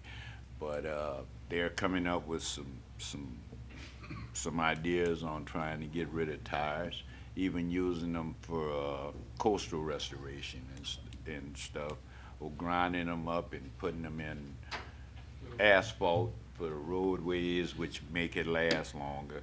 So we need to all work on that and give everybody, really push them on that, because I know they got tires all in my district, in every district they got around here. James or Marty or Larry can expand upon that. Yeah, we also attended the wildlife and fisheries on these drainage projects. We hit a hurdle, and as of 10 o'clock this morning, we worked through some of the hurdles with wildlife and fisheries. We had a conference call, a Zoom meeting, and we attended that, and the other ones we attended. I ain't got the full list of them, but it was a busy day from 7:30 that morning. Paul attended some with us, and we all went our separate ways. We did 3 of them. I did 3 of them. Mr. Trahorn, you good? This Trahorn's finished. That Trahorn's finished. Mr. Eugene? I'd like to comment on the Transportation Highway Committee for the Police Jury Association. I serve as vice chair on that committee. Our guest speaker was Dr. Sean Wilson, Department of Transportation, Louisiana. He spoke a lot about the infrastructure package out of Washington and the funding resources that his office is going to be able to increase a lot of the programs and projects that he has for the state this coming year, coming for the next 5 years, actually. So he just kind of gave us an update on what he's been doing, and he took some questions from the people that was attending the meeting and answered those questions for him. And he's looking forward to working with each parish on projects. It's got to coordinate them through his office. That way we can get probably more bang for the buck, with his transportation package. Thank you, Brian. Very good. Thank you, Mr. Eugene. Mr. James Trahan? Yes, I went to emergency preparedness, and in there they spoke about when you have a disaster, which most of ours is hurricanes, the first 72 hours is on you. It's on us. So don't expect government or higher government to come down and rescue you first day. So that being said, 72 hours, you have to be prepared to survive 72 hours before they're going to come kick in for us. So I just want to let the people know that. Natalie has Natalie's. Yeah, with cert. Yeah. With cert, yeah. That's where CERT comes in. Yeah, yeah. Mr. Trahan, I'm sorry, that's it? You good? Anyone else? Mr. Paul Landry? Yeah, we went to a bunch of different ones. One that caught my attention is the treasurer got up there and he was spitting out some numbers of the amount of money that a lot of parishes, sheriffs, hospitals, cities that have for us, and I was told by Michael Broussard that Kimberly does check that all the time, but it seems like he actually came out and named some parishes that they have money for, that they need to get into that. And on some of this unclaimed money, they're talking to try to get a revolving infrastructure loan program for small communities that might need an excavator or something like that they don't have. He's going to take some of that extra money and it would be a zero interest loan so that they can afford to get that. The insurance commissioner came and spoke and went over a whole broad thing. One of the things caught me was that with these hurricanes we have 3 insurance companies that went belly up, and that afternoon he was gone and there was going to be a 4th. And then this morning in the Advocate, they had an individual from St. Charles Parish, and they were explaining the new flood rates that come out. He was paying $567 a year in flood insurance. His new bill is going to be $8,100, $670 a month.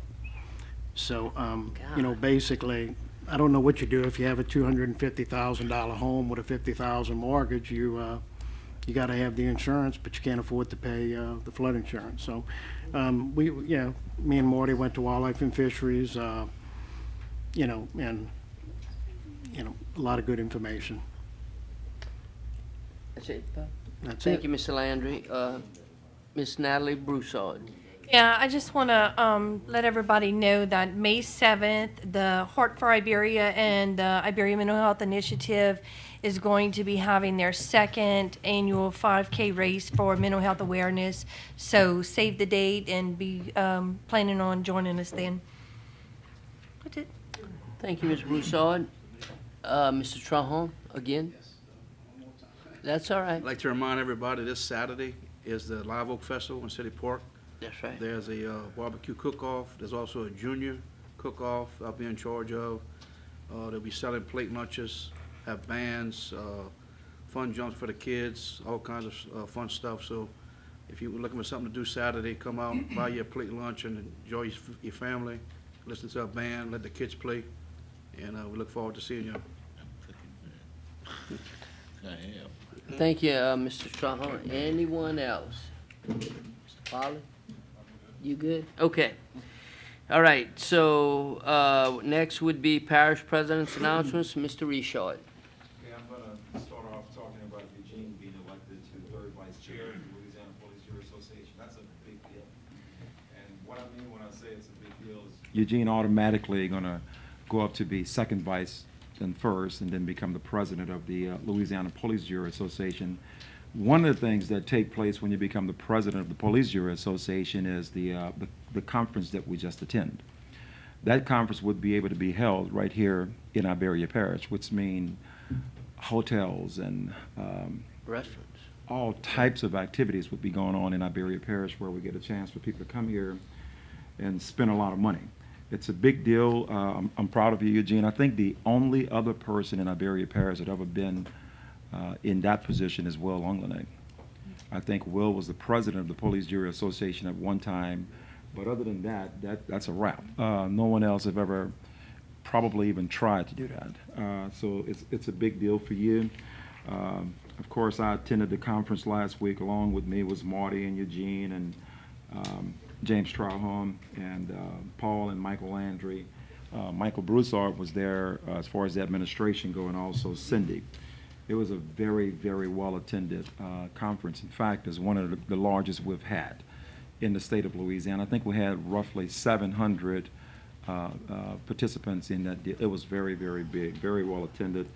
Of course, the Solid Waste Committee that I chair, Dr. Chuck Brown was there, did a great presentation. We learned a lot. We learned a lot from other parishes, what they're doing as far as solid waste. In reference to solid waste, today we had a meeting here in reference to solid waste where we had Paul and Lloyd and Eugene and Marty and James Trahom, and we're talking about things that we need to do in Iberia Parish as far as solid waste is concerned. And it's going to involve not only us as the parish council, it's going to involve the citizens of Iberia to try to put us in a position to where we can do what we have to do as far as solid waste. Each and every one of you know that we go into the fund balance every year, $750,000 a year into that fund balance. Currently, we may have, I don't know, I bet Paul will have the answer to that, maybe 3 years left, Paul, as far as fund balance or somewhere close to that number. So we have some decisions to make, and we're going to have to make those decisions very, very, very soon. Talking about public works for the last 2 weeks, we did some catch basing work in District 13 and 14. Debris pickup in District 3, District 6, 9, 10, 13, and 14. We did some field drainage work in District 8, 10, and 14. Road grading work in District 9, 10, and 14. Road patching work in District 8, 9, 10, 11, 12, 13, and 14. Road repair work in District 3 and District 14. Field ditch work, side boom work in District 11. Signage work in District 2, 3, 6, 8, 9, 10, 11, 12, 13, and 14. We'll have 2 people do that.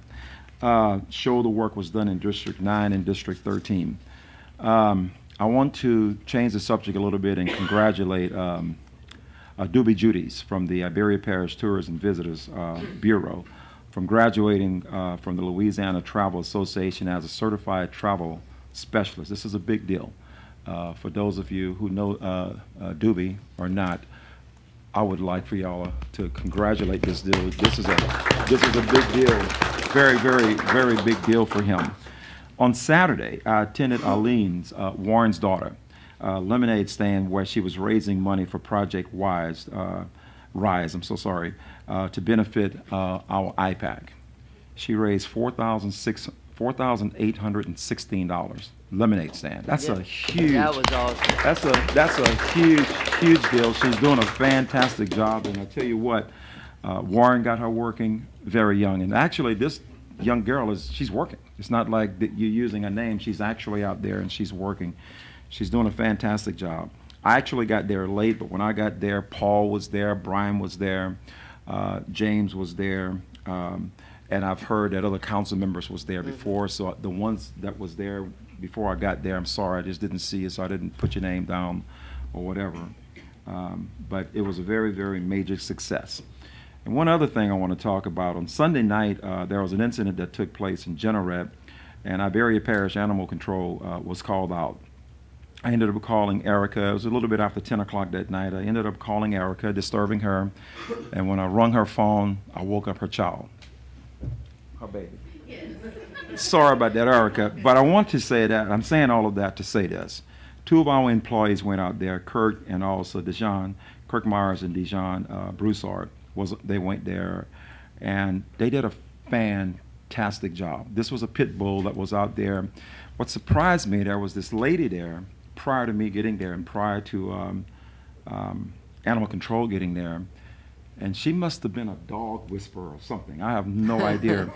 But on a serious note, she got into that house, got the dog, talked to the dog, brought the dog outside.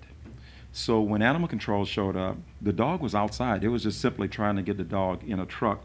And she had that pit bull just as calm as you could. I don't know how she did it, But then Kurt got there, and all of them as a team got together, and they put the dog in the truck and moved on. But I just want to give kudos to animal control, and not only animal control, everyone that's involved in what's going on. That's a big deal for Iberia Parish, and I think that we are heading in the right direction.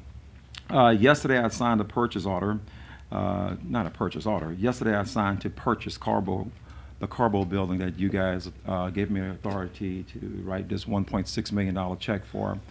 And that's the building where the sheriff department is going in. It's a huge deal for Iberia Parish. So as of now, it's an Iberia Parish asset. The sheriff department is going to be moving in shortly. Of course, they have a lot of work to do. They have to get their IT stuff together and start moving things from the Port of Iberia. So I would assume before they'll officially move in there is going to be several months from now, but the process has begun. As of last night, the city of New Iberia passed a resolution to annex the Love truck, to annex a piece of property where we're going to build a Love truck stop. That is a huge benefit for Iberia Parish and for the city of New Iberia. What most of you may not realize is, I guess about maybe 4 years ago, or maybe even longer, Scott Saunier, myself, and the Corps of Engineers was trying to run sewer across the highway to that particular piece of property. At that particular time, it was dealing with Army Corps of Engineers. It was well over $1 million. And we didn't have ARPA, so we didn't have any funds to help do anything. So it's just been sitting as a piece of property where I think we might get $27 a year property tax. Now we get an opportunity to get that 1% TIF dollars tax that we have there, and also the property, the taxes that we're going to receive from property and so on and so forth. Is a huge deal. But what's really big about it is that the city and the company that's coming in there is going to run the sewer line. So what we're going to do as soon as they do that is we're going to continue with sewer going toward Arsenal Ford and in whatever direction. So it's a big deal for Iberia Parish. It's a big deal for the city. And again, we represent Iberia Parish. We have a lot of people in here that have areas inside the city, but we represent Iberia Parish, which includes all of the municipalities. So we need to keep that in mind. So we're not trying to compete against anyone. We're trying to do what's right for the parish. So I think this is a huge, huge win for us in Iberia Parish, as well as the city, because they're going to get tax dollars as well. One other thing I want to pass on to you is that you're going to be hearing in committee later about the Acadiana Crime Lab building capital outlay requests. And Marty, the phone is ringing because I'm getting ready to mention your name. Marty is going to be here talking on behalf of that. Kevin is here. Marty and I both sit on the board for the Acadiana Crime Lab. This is a big deal, and Bodil is right there, our great district attorney. This is a big deal for the Acadiana Crime Lab. You really need to pay attention to what's going on. We're simply going to be talking about dollars that's going to be needed to help with the match funds to get something like this built. So you're going to hear more in detail later what's going on, but we have a lot that's happening right now in the parish. So we have to make sure that we're all on the same page to move this thing forward. I think I'm going to stop. It's already 7:45, and we haven't even started the meeting yet. So that is it for me, or else anyone have any questions? Well, I got one. Yes, sir. And you can go brief if you got an answer. Okay. The property in my district that we had started the house? Where are we? And everybody's got one, I think, coming up, but that was the first one. Yes, we're in process right now. If you would like Jacob to go up and give him a recap, he's talking about the house in Generette. We're moving forward. We have some legal stuff that we have to get done. Make a long story short, we're moving forward. I'll talk to Jacob. Yeah. I know we're running late, but it is in motion. There's no snags or anything. We're in the process of getting it done. Yes, sir. Very good. Thank you, Mr. Thank you, Richard. sir. Anybody else for the parish president? Thank you. Thank you, Mr. Richard. Yes, sir.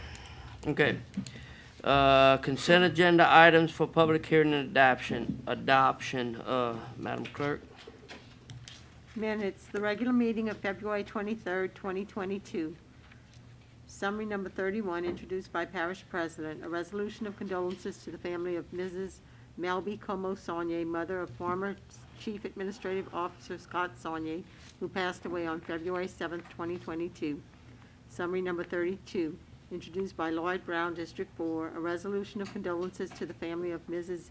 Eva Mae Fusilier Landry Lewis, mother of Judge Laurie Landry, who passed away on February 25th, 2022.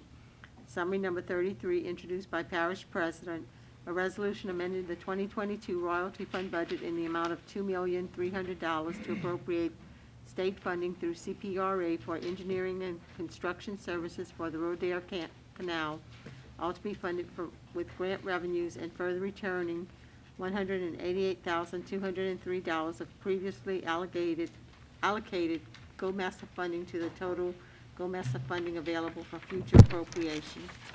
Summary number 34, introduced by Parish President, a resolution amending the 2022 royalty fund budget in the total amount of $7,067 for the following grant projects. 1, to carry over state funding in the amount of $29,200 and $68,000 for CWEF projects, and 2, to carry over correct unspent GOMESA funding in the amount of $507,067 for various approved projects. Summary number 35, introduced by Parish President, a resolution amending the 2022 LCDBG fund budget in the amount of $58,282 to reflect carryover project awards for PIRP ARA Access Road Project.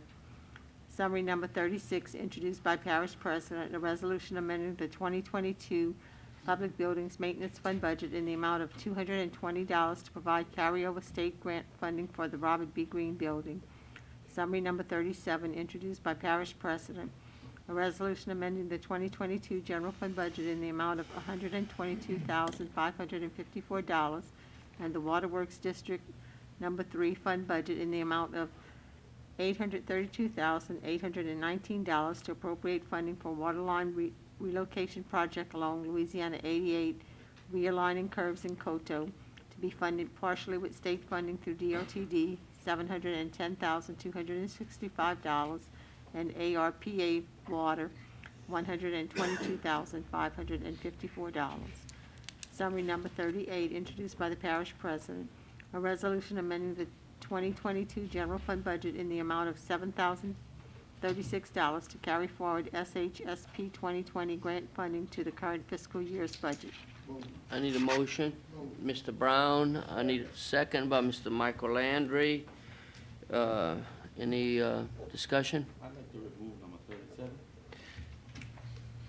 Do we have to vote on the, no? Okay. Okay, we're gonna move 37. I have a motion and a second to pass the rest. Any discussion? All in favor? Aye. Any opposed? Okay, that motion carries. Summary number 37. Madam Clerk, do we need, I don't know if we need to read it again. No, we don't need to read it again. Okay, Mr. Scott Ronsonet? The amount, the total is 832 for the project? How much are we?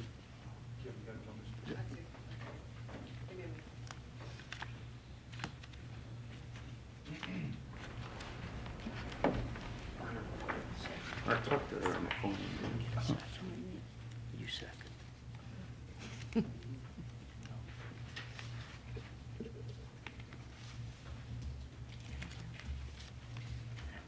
So the total project is actually $857, $286. That's the project budget that was provided to us by the engineers, the water systems engineers, McBade. 857, so we Correct. amending the general fund, Okay, ARPA. yes. Only for the match. So the project is $857,000. DOTD is gonna furnish 82% of the project cost, so they're gonna pay $710,000. There's a local match that's required of $147,000. When you use the federal money, it requires you to procure a bunch of stuff. So how much are we amending the Waterworks District Fund budget? 7, So we saying 800. 832, right? 832. 832. So the Water District has signed an agreement with DOTD. So we have to put the project out for bid. The water system's gonna put the project, well, through us, they're gonna put the project out for bid totally, and the state is gonna reimburse them through that CEA agreement. So it's Yeah. actually like a local project. And I called, I Okay. talked to you on the phone, I know that, but Oh. we skipped finance, and I just want to clarify, maybe for everybody else, might have the same question. correct. Because we're calling it ARPA water, So I why we're believe, skipping? I believe the process for grant-funded projects, those go straight to full council. They don't have to go to committee. All right, just verifying that. Okay. That was my question when I talked to her. So there is a small portion of this project that has not been accounted for, and it's actually the match, the 17% that will come into play associated with the engineering costs. So the water district has already hired the engineers, which will not allow us to procure those services to make them eligible for the piece that comes through ARPA. So they're gonna cover it through their budget. Just I guess one other point is that this particular project was actually accounted for prior to 2016. There were 4 phases that were funded through the royalty fund project, through the royalty fund. 3 of those projects were done. We were holding on to about $150,000 in the royalty fund. When we ran into problems in the royalty fund, we actually defunded that $150,000. So thankfully now we have ARPA and it's allowable for our water projects. So we'll be able to pull that 122 there. And we did receive a little bit more in royalty last year than what we actually expected, more than the 300,000. So I had, just in conjunction with the conversations, maybe there's a possibility that we can come back and pull that money from royalty to reimburse the water district for, I believe it's somewhere about 20 or 30,000 that they're looking at putting up. I'm done this. So parish government's responsibility is 122? Yes, sir. Okay. Mrs. Scott, I'm done, thank you. you good? Natalie? Is this coming out of the ARPA money that we've previously allotted to the the Waterworks district for other projects, or this is in addition to? So y'all have provided the commitment. There's been no money that's been pulled. I don't believe that it was funded is the word that we had gotten back.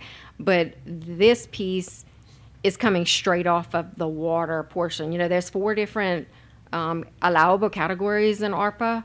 One being, the response to the pandemic, through vaccines and that sort of stuff. Premium pay. The third one is the lost revenues, and then the fourth one being infrastructure projects, water, sewer, and broadband. This one we're pulling straight off of water, which is I put that in there, ARPA water, But that's to try to. in addition to what we've already committed to them, Yes, not included in that. right. We adding that, yeah. I guess, and it's kind of along those same lines, both water and sewer boards were able to go to the water sector program at the state level and apply for dollars and use this as the match to make it a bigger project. Okay. I mean, I still have the same problem that I've had all along, is that we're piecemealing, dishing out, $100,000 here, $100,000 there, and we don't have a big picture. And it's almost to the point that, I'd like a spreadsheet where we can keep track of how much of this ARPA money that we've spent so far and allotted and how much we still have left. If we're not gonna get a comprehensive plan, then I think we need to start keeping track better of how we're piecemealing this out. I think we're spending this money totally wrong. I'm not saying the projects are wrong, and I'm not saying these are good projects, but I think we should be looking at the big picture, what's best for our parish, rather than piecemealing this money out. Can I come? You can do that, can't Yes, we you? can. Send A that spreadsheet? out to us and. Oh, so I we mean, I can keep create a track spreadsheet. as we Our spend it? our software tracks everything by project codes, so you'll see it too in the financials. We label them. This project 1082 is in the, well, you're probably not looking at the same page that I'm looking at. The little budget page that I send to Brenda, to create it, like that 1082, I have it labeled ARPA, water, and so when you're gonna see it in the financials, it's gonna be labeled that way as well. But I mean, we can put To together make it a simple, as spreadsheet. we Mhm. spend it, to put in our packets? Is that what you're saying? Yeah. Yeah. We can I maybe think- do that, Mr. Richard? Absolutely. And I think what Natalie is talking about, and I truly follow what she's saying. In fact, I've spoken to, I think maybe Marty and Paul and those guys about getting together on the remaining dollars or the dollars that we haven't received yet. We received half of the dollars. What month did we receive those dollars last year? Was it June, maybe? It was either June or July. Okay, so we're gonna receive the remaining dollars in June or July. So my thing is, there are several projects that certain council members want to get done.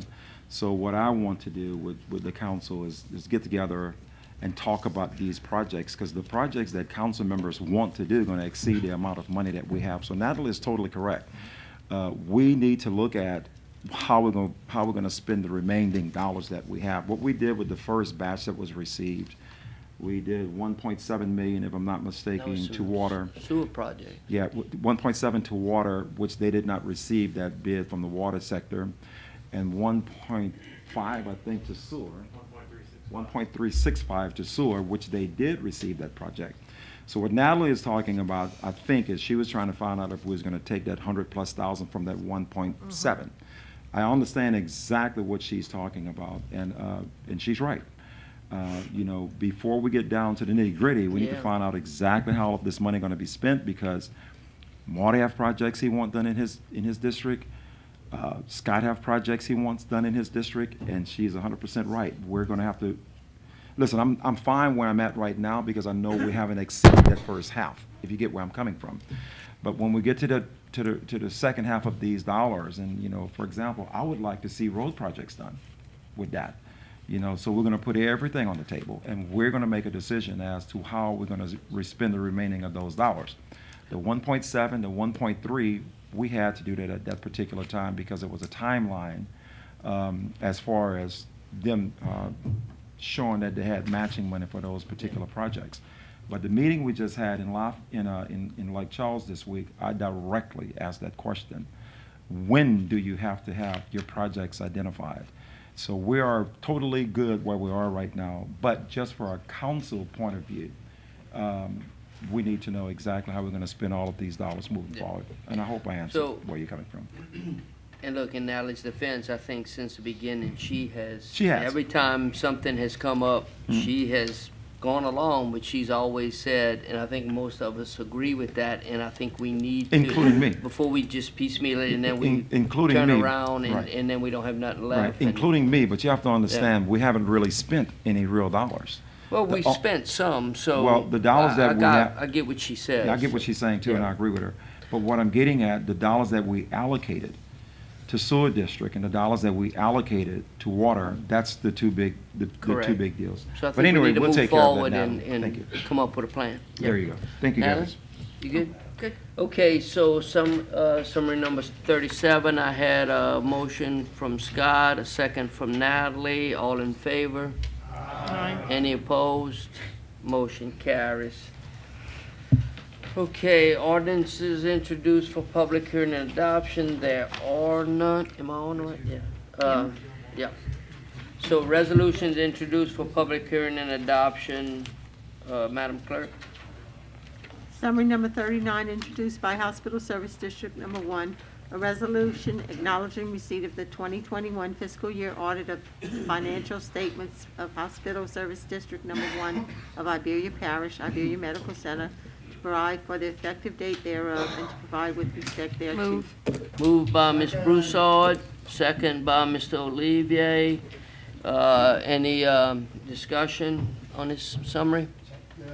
No, I just want to reiterate what they said to the hospital when they did their presentation. You know, I think our hospital's doing a great job. Ms. Viator is fabulous. She responds to all of our phone calls. How she manages all of us and the parish is amazing.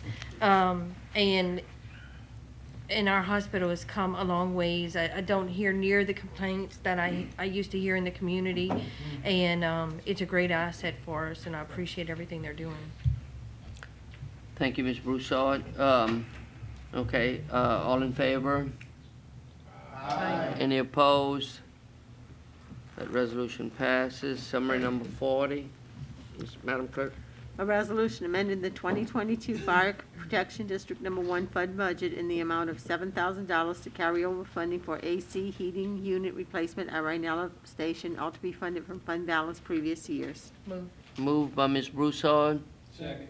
Second by Mr. Chad Machuran. Natalie? Wait. Chad? Yeah, any discussion? All in favor? Aye. Any opposed? Motion carries. Mr. Chairman. Yes. If I may, can we address Summary 42? Mr. Akers has been here a while. If we have any questions on it, and since we just dealt with that one fire department issue, if we can get that out of the way. Yeah, he lives in New Orleans. He need to get back home. We got a hotel over here in Yonah. Okay, summary number 40. Summary number 42, Madam Clerk. A resolution approving the issuance, sale, and delivery not exceeding $1,200,000 of limited tax revenue bonds of Fire Protection District Number 1 of the Parish of Iberia, State of Louisiana, and other matters relating thereto. Move. Second. Moved by Mr. Chad Machuran, second by Ms. Natalie Broussard. Mr. Machuran? We had a little discussion on it in committee. Mr. Akers is here. If we have any questions, he may want to just kind of touch on, just elaborate on a little thing, but I think it's pretty much self-explanatory. I mean, fire department spending their money wisely on something they much need. Ms. Broussard, do you have anything before we let Mr. Akers? No, I don't. You do? Mr. Akers, you want to briefly tell us what's happening? I'll be very brief. Thank you very much. Jason Akers with Foley and Udell. This is a borrowing on behalf of the Fire Protection District. They had a tax that was approved by the voters in 2020. It went into effect this past year.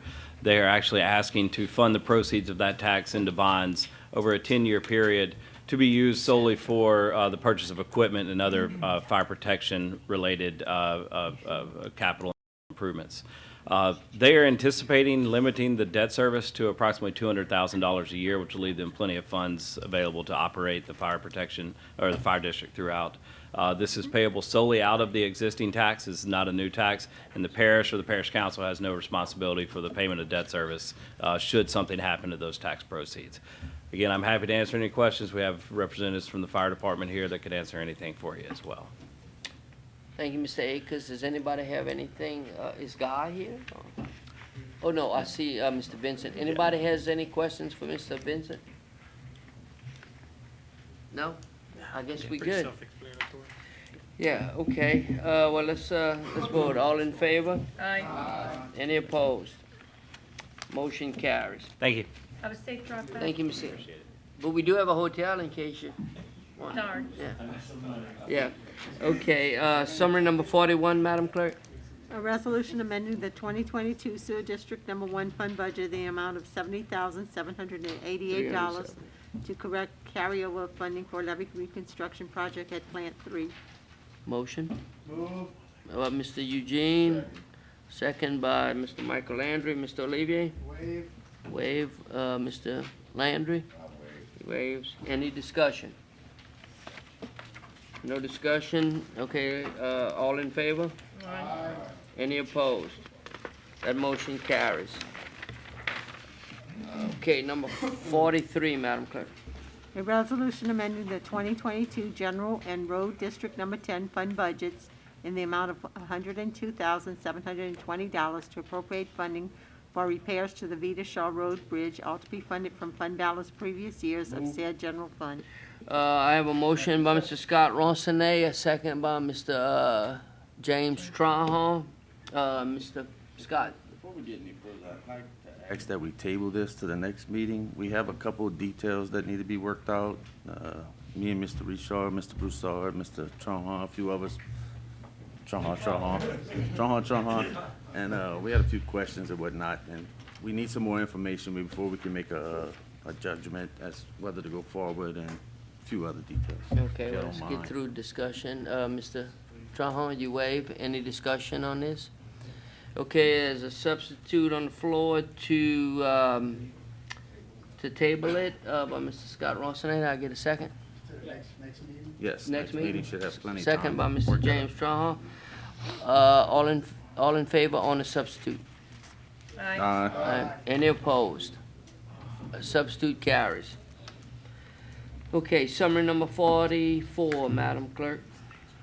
A resolution setting the polling place locations for Iberia Parish precincts in accordance with reapportionment plan as adopted by ordinance number 2022-02-5180. I got a motion by Mr. Brown, a second by Mr. Michael Landry. Mr. Brown? Mr. Land? One question, didn't we approve 2 or 2A? It was 2. 2? That was So good. Yeah. is Christie here? No? I'm good, I'm good. So I know, I'm good. yeah, that's what, you want to do it? Okay. Yeah, and we need to amend the polling place to include 5-7 at Iberia Middle School. Yeah, Warren did ask for that.